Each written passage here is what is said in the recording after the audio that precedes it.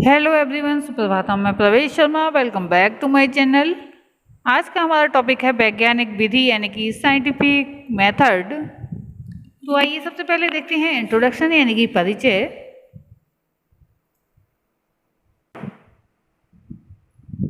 शिक्षण एक ट्राइपोलर प्रक्रिया है जिसका प्रथम उद्देश्य वस्तुगत निर्धारण, इंस्ट्रक्शनल ऑब्जेक्टिव्स, द्वितीय अधिगम अनुभव एवं तृतीय मूल्यांकन यानी कि इवैल्यूएशन है। शिक्षिका एवं शिक्षार्थी को प्रत्यक्ष रूप से द्वितीय पक्ष से जुड़ना होता है, अर्थात लर्निंग एक्सपीरियंस से जुड़ना होता है, क्योंकि अधिगम अनुभव केवल पाठ्यवस्तु व शिक्षण विधि के माध्यम से ही अर्जित किए जाते हैं।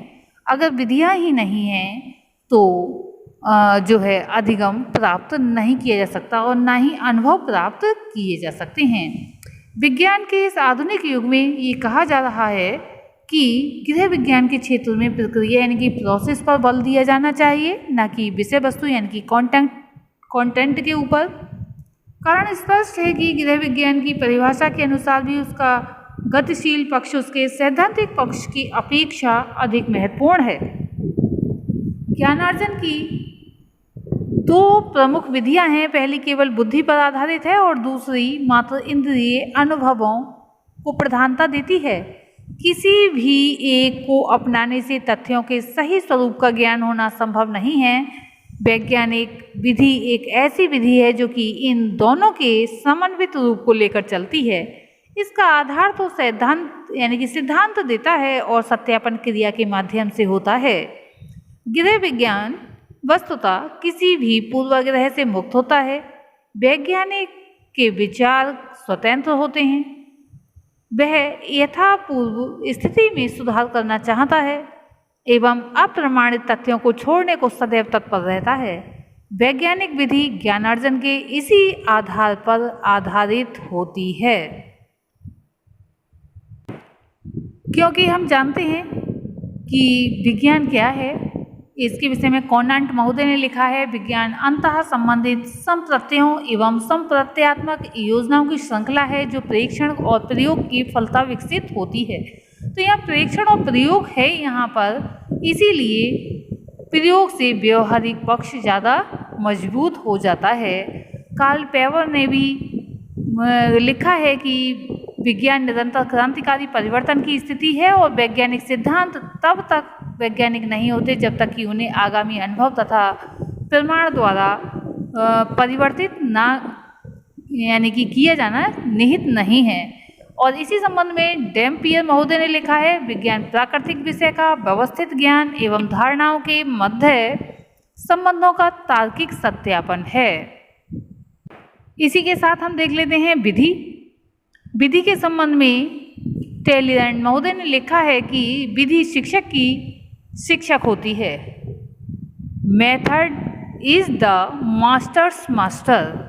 और वोल्टेयर महोदय लिखते हैं कि प्रत्येक विधि में कुछ अच्छाइयाँ होती हैं, कोई भी विधि पूर्णतया अच्छी नहीं होती। Every method has some good in it, no method is all good. और नेक्स्ट परिभाषा दी है ब्रांडे महोदय ने 1963, विधि से आशय निर्देशों अथवा विभिन्न गतिविधियों यानी कि कार्यों के क्रम की औपचारिक संरचना से है। विधि शब्द या पद में शिक्षण की प्रविधियां एवं युक्तियां दोनों ही सम्मिलित होती हैं तथा इसमें क्या पढ़ाना है ये विकल्प भी निहित रहता है। और ये जो वैज्ञानिक विधि है पढ़ाने या सिखाने का एक रास्ता है। तो यहाँ पर एक चार्ट हम देख रहे हैं, इस चित्र की सहायता से सरलता से समझा जा सकता है। यहाँ मध्य में लिखा हुआ है मेथड्स ऑफ टीचिंग और सबसे पहले लिखा हुआ है एक सर्कल में वर्ड ऑफ नॉलेज और इसके सामने वाले सर्कल में लिखा हुआ है वर्ड ऑफ चाइल्ड्स नॉलेज। ज्ञान के संसार में ज्ञान, अनुभव, रुचि, मनोवृत्ति, कौशल आदि समाहित होते हैं, अर्थात ज्ञान के संसार में व्यवहार के तीनों पक्ष संज्ञानात्मक, भावात्मक तथा मनोशारीरिक अथवा गत्यात्मक पक्ष सम्मिलित होते हैं। The world of knowledge includes knowledge, experiences, interests, attitudes, skills, etc. It involves all the three domains of behavior. They are cognitive, affective, and psychomotors. अब हम देखेंगे वैज्ञानिक विधि के पद, स्टेप्स ऑफ साइंटिफिक मेथड। वैज्ञानिक विधि वस्तुतः और कुछ नहीं है, मात्र मस्तिष्क का यानी कि माइंड का एक विशेष दृष्टिकोण से सोचने के लिए प्रशिक्षण है। इसमें आधार शिक्षा की आगमन विधि होती है। इस विधि में छात्र किसी भी परिणाम को अपने रुचि व अरुचि को व्यक्तिगत न रखते हुए स्वीकार करने को तत्पर रहती है। इसके लिए सामान्यतः उसे कुछ पदों का जो है प्रयोग करना पड़ता है, जिसमें पहला है समस्या का अनुभव, अवेयरनेस ऑफ द प्रॉब्लम। समस्या अभाव की वह स्थिति होती है जो अपना हल मांगती है। यह स्थिति व्यक्ति से भिन्न होती है क्योंकि इसका हल व्यक्ति की अपनी क्षमताओं पर निर्भर करता है। सामान्यतः समस्या का अनुभव या तो व्यक्ति और आत्म अनुभव यानी कि सेल्फ एक्सपीरियंसेस या दूसरों के अनुभव एक्सपीरियंसेस ऑफ अदर्स अथवा पूर्व अध्ययनों यानी कि जो पहले पढ़ा जा चुका है पास्ट स्टडीज के फलस्वरूप होता है। इस प्रकार समस्या अनुभव ऐसी स्थिति होती है जिसमें मस्तिष्क एवं तनाव की स्थिति में आ जाता है। ये तनाव किसी आयाम के फलस्वरूप होता है सुखवाद के सिद्धांत के अनुसार, क्योंकि ये स्थिति दुखपूर्ण स्थिति होती है। इस कारण व्यक्ति इस स्थिति से निकलने के लिए क्रियाशील होता है। समस्या की स्थिति उत्पन्न होने का दूसरा महत्वपूर्ण कारण किसी अपूर्ण इच्छा का होना भी होता है, यानी कि जो इच्छा पूर्ण नहीं हुई है, इस कारण से भी समस्या की स्थिति उत्पन्न हो जाती है। प्रत्येक इच्छा के अंदर शक्ति निहित होती है। इसके फलस्वरूप व्यक्ति उस क्रिया को करने के लिए बाधित होता है जिससे कार्य कारण संबंधों के आधार पर इच्छा पूर्ति हो सके। सेकंड पॉइंट हम देख रहे हैं समस्या का परिभाषीकरण, डिफाइनिंग द प्रॉब्लम। समस्या की प्रकृति कैसी है, उसका स्वरूप कैसा है आदि। यदि ये स्पष्ट नहीं है तो उसके हल खोजने का प्रयास एक अंधी खोज के समान हो जाएगा। इसमें समय व शक्ति दोनों के दुरुपयोग की संभावना है एवं अपेक्षित परिणाम प्राप्त हो ही जाएगा, यह भी निश्चित नहीं है।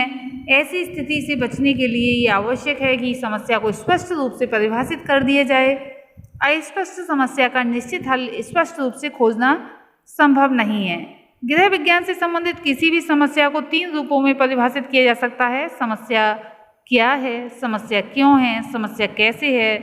क्या प्रकार के प्रश्न गृह विज्ञान के भविष्यदर्शी पक्ष से संबंधित हैं, क्यों प्रकार के प्रश्न गृह विज्ञान के व्याख्यात्मक पक्ष से संबंधित हैं, कैसे प्रकार के प्रश्न गृह विज्ञान के आविष्कार पक्ष से संबंधित हैं। समस्या के प्रारूप को स्पष्ट करने के पश्चात उसके क्षेत्रों यानी कि क्षेत्र को छात्राओं की योग्यता एवं उस समस्या के हल हेतु प्रस्तावित समय के अनुसार उसे सीमित कर लेना चाहिए। इसके कार्य के अध्ययन की गहनता में वृद्धि हो सकती है एवं असफलता से उत्पन्न भग्नाशा से बचा जा सकता है। थर्ड पॉइंट में हम देखेंगे उपकल्पनाओं का निर्माण, फॉर्मुलेशन ऑफ हाइपोथेसिस। उपकल्पना किसी भी समस्या का संभावित हल होती है। ये समस्या समाधान हेतु दिशा प्रदान करती है। इसके निर्माण के फलस्वरूप छात्राओं को कार्य करने में इधर उधर भटकना नहीं पड़ता है। वैज्ञानिक विधि की सफलता उपकल्पना के सही या गलत होने पर निर्भर करती है। किसी भी समस्या की अनेक उपकल्पनाएं हो सकती हैं। वास्तव में उपकल्पनाओं का निर्माण व्यक्ति की कार्य कारण संबंध स्थापित कर सकने की क्षमता पर निर्भर करता है। नेक्स्ट पॉइंट में हम देखेंगे सूचनाओं का एकत्रीकरण, कलेक्शन ऑफ डाटा। संबंधित समस्या से संबंधित सूचनाओं का एकत्रीकरण इस पद के अंतर्गत आता है। एक अनभिज्ञ व्यक्ति तो बिना किसी पूर्व सूचना के कार्य आरंभ कर देता है, किंतु वैज्ञानिक प्रकृति का व्यक्ति पहले ये जानने का प्रयत्न करता है कि संबंधित समस्या का हल कहीं पहले से तो नहीं खोज लिया गया। वस्तुतः ये पद मानव की सांस्कृतिक विरासत, कल्चरल हेरिटेज से संबंधित होता है। समस्या के विभिन्न पहलुओं एवं उपलब्ध सामग्री की उपादेयता का विश्लेषण इस स्तर पर किया जाता है। अब हम देखेंगे नेक्स्ट पॉइंट, सबसे अधिक संभावित उपकल्पना का चयन एवं मूल्यांकन। क्योंकि उपकल्पनाएं अनेक हो सकती हैं और इस कारण इसमें सबसे संभावित उपकल्पना का चयन करना आवश्यक हो जाता है। यदि उस पर कार्य करके समस्या समाधान हो जाता है तो ठीक है, अन्यथा संभावना की दृष्टि से ही अगली उपकल्पना का चयन करना पड़ता है। नेक्स्ट पॉइंट में देखेंगे उपकल्पनाओं का मूल्यांकन एवं निष्कर्षों का निर्माण। उपकल्पनाओं का मूल्यांकन करने के लिए 3 कसौटियों का प्रयोग करना पड़ता है। प्रथम के अनुसार ये देखा जाना चाहिए कि उपकल्पना पर आधारित हल से समस्या का पूर्ण समाधान हो जाता है अथवा नहीं। दूसरी कसौटी के अनुसार ये देखना चाहिए कि हल अन्य तथ्यों एवं सिद्धांतों के अनुरूप है अथवा नहीं, तथा तीसरे के अनुसार किसी भी अन्य ऐसी स्थिति की खोज जानबूझकर करना है जो कि निष्कर्षों के विरोध में हो। इस प्रकार के प्रयास से छात्राओं में तार्किक चिंतन का विकास होता है, यानी कि उनकी लॉजिकल क्षमता बढ़ती है। निष्कर्ष निकालना अंतिम पद है। प्रस्तुत उपकल्पना को अस्वीकार करना, स्वीकार करना अथवा संशोधन करना तथा उसमें निष्कर्ष निकालना, पूर्व अनुभवों के अनुसार किए गए निरीक्षण तथा प्रयोग आदि जो है उपकल्पना को प्रमाणित कर दें तो उसे स्वीकार कर लेना चाहिए, नहीं तो अस्वीकार कर देना चाहिए। यदि वह उपकल्पना ना तो पूर्ण रूप से प्रमाणित हो और ना ही अप्रमाणित, वरन प्रयोगों से कुछ विशेष परिणाम देखने को मिले तो उसके आधार पर इसका संशोधन करना चाहिए। नेक्स्ट देखेंगे हम प्रयोग यानी कि एप्लीकेशन। निष्कर्षों के आधार पर सामान्यीकरण यानी कि जनरलाइजेशन विकसित किए जाते हैं। ये सामान्यीकरण ही भविष्य में समान परिस्थिति में उन निष्कर्षों के द्वारा अर्जित ज्ञान के प्रयोग का आधार बनते हैं। इन सामान्यीकरणों का प्रयोग दैनिक जीवन की समस्याओं के हल हेतु किया जाना चाहिए। इसके लिए आगमन एवं निगमन यानी कि इंडक्टिव एंड डिडक्टिव दोनों विधियों का प्रयोग किया जा सकता है। इस प्रकार वैज्ञानिक विधि में प्रशिक्षण अत्यधिक महत्वपूर्ण है। ये वास्तविक करके सीखना है। यदि इस विधि में छात्राओं के मस्तिष्क को भली प्रकार प्रशिक्षित कर दिया जाए तो वे जीवन में पड़ने वाली किसी भी समस्या का तर्कपूर्ण हल खोजने का प्रयास करेंगी। तो आज हम इस वीडियो में हमने देखा वैज्ञानिक विधि यानी कि साइंटिफिक मेथड। आज के लिए इतना ही, धन्यवाद।